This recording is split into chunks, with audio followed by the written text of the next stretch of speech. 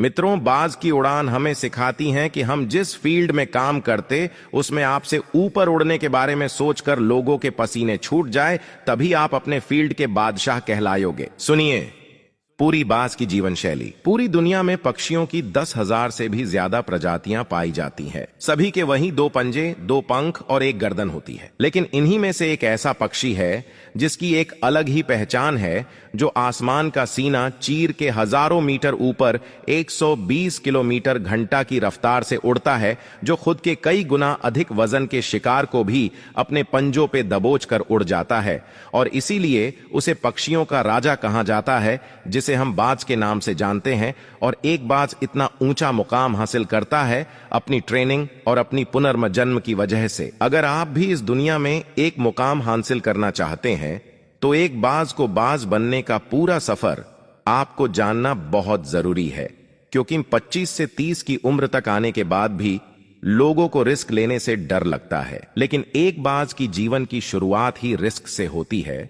जिस उम्र में बाकी पक्षियों के बच्चे सिर्फ चींची करना सीखते हैं, उस उम्र में एक मादा बाज अपने बच्चों को पंजों में दबोचकर हजारों मीटर आसमान की ऊंचाइयों में उड़ जाती है, उसे ये बताने के लिए कि तेरा जन्म आसमान का सीना चीर के सबसे ऊपर उड़ने के लिए हुआ है।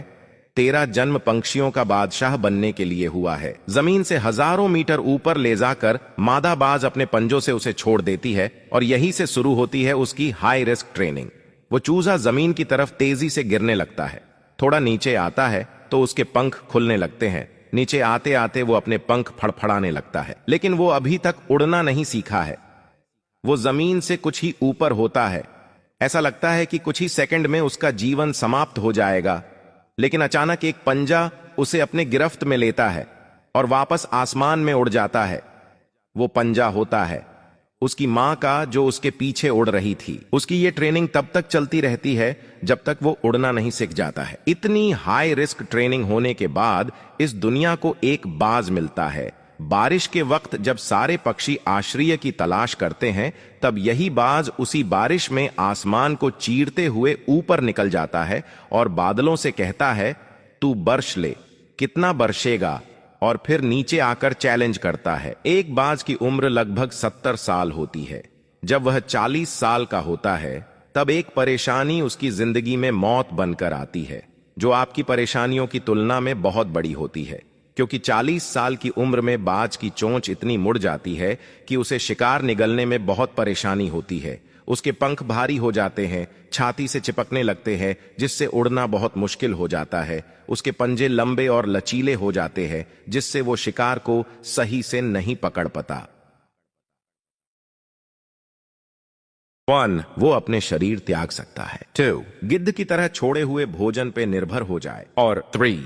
सबसे कठिन और पीड़ादायक रास्ता अपने आप को पुनः स्थापित का, फिर से आसमान का सीना चीर कर उड़ने का। और वो इसी तीसरे रास्ते को चुनता है और अपने पास के सबसे ऊंची चोटी पे पहुंच जाता है। वहां पर अपना घोंसला बनाता है और फिर शुरू होता है परेशानियों को जड़ से उखाड़कर आसमान में उड़ने का सफर। वह अपनी चोंच को एक चट्टान पर मार मार कर तोड़ देता है, लहूलुहान हो जाता है और इंतजार करता है नई चोंच के आने का। उसके बाद अपनी नई चोंच से अपने पंजों को काट देता है और फिर इंतजार करता है नए पंजों के उग आने का। उसके बाद वह अपने एक एक पंख को अपने शरीर से अलग करता है और फिर इंतजार करता है नए पंख उग आने का।